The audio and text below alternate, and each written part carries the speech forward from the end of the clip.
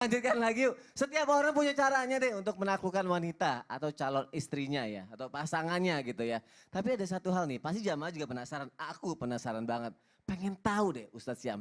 Cara Rasulullah ini untuk mendekatkan diri kepada wanita atau calon istrinya itu seperti apa sama seperti kita nggak sih kayak manusia-manusia biasa ini Ustadz Syam? Mohon penjelasannya Ustadz. Baik guru Ustadz Hilman, Ustadz Maulana, Mas Soni, serta guru-guru kami yang dimuliakan Allah Subhanahu wa Ta'ala.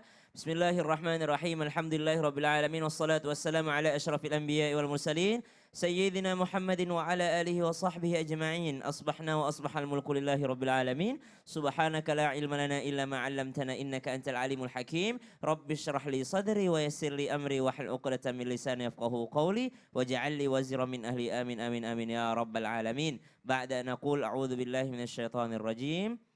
وما أرسلناك إلا رحمة للعالمين.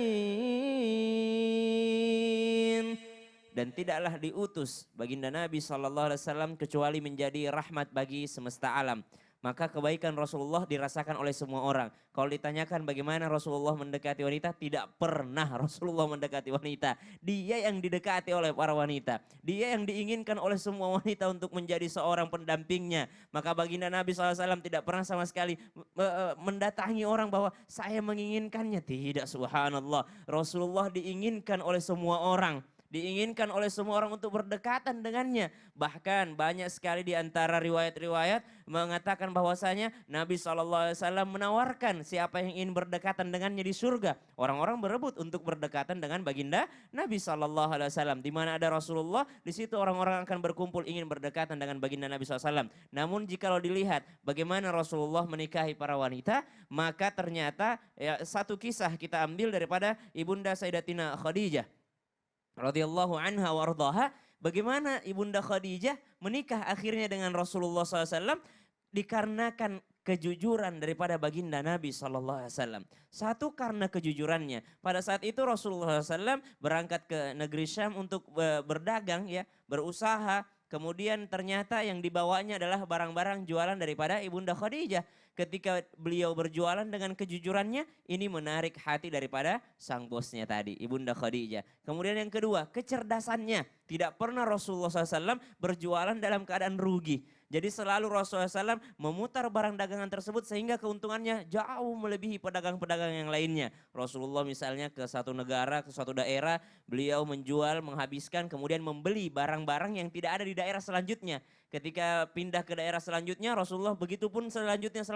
Sehingga bukan hanya balik modal, tapi ternyata keuntungannya luar biasa. Maka kecerdasan beliaulah yang membuat hati daripada Ibunda Khadijah terpikat. Kemudian ada satu riwayat menyebutkan bahwasanya khairukum li ahli wa ana khairukum li ahli. Nabi SAW mengingatkan kepada kita semua untuk berbuat baik terhadap keluarga kita, berbuat baik terhadap wanita. Jadi bagaimana Rasulullah SAW memperlakukan para wanita, maka istri-istri beliau selalu berkata, saya yang paling disayang.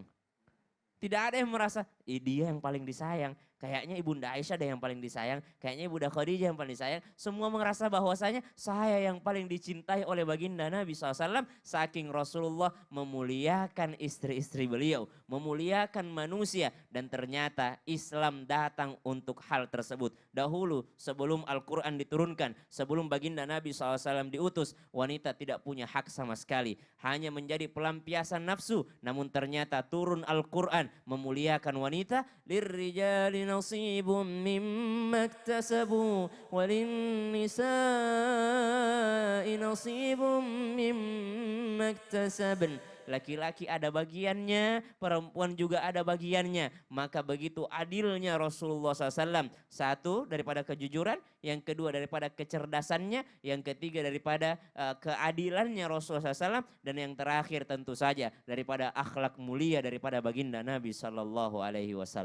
Masya Allah, Rasulullah tidak mendekati tapi Tidak pernah, didekati ternyata ngapain ya. seorang yang paling sempurna yang diciptakan Allah mendekati. Waduh, Gitu. berarti kalau mau didekatin harus akhlaknya kayak Rasulullah dulu. Oh iya ya. dong. Wah, Masya Allah. Terima kasih Ustaz Syam Amin, untuk penjelasannya. sama-sama. Tuh buat jamaah tuh yang lagi mendekati perempuan, Masya Allah dimuliakan wanitanya. Coba. Tadi bilang apa? Jadi Kalau kalau mau mau didekati ahlaknya harus bisa kayak Rasulullah iya. dulu dong. Kan yang nonton begini. Oh, kalau begitu aku nggak usah dekati wanita. Tunggu wanita mendekati. Hey, Hello. hello.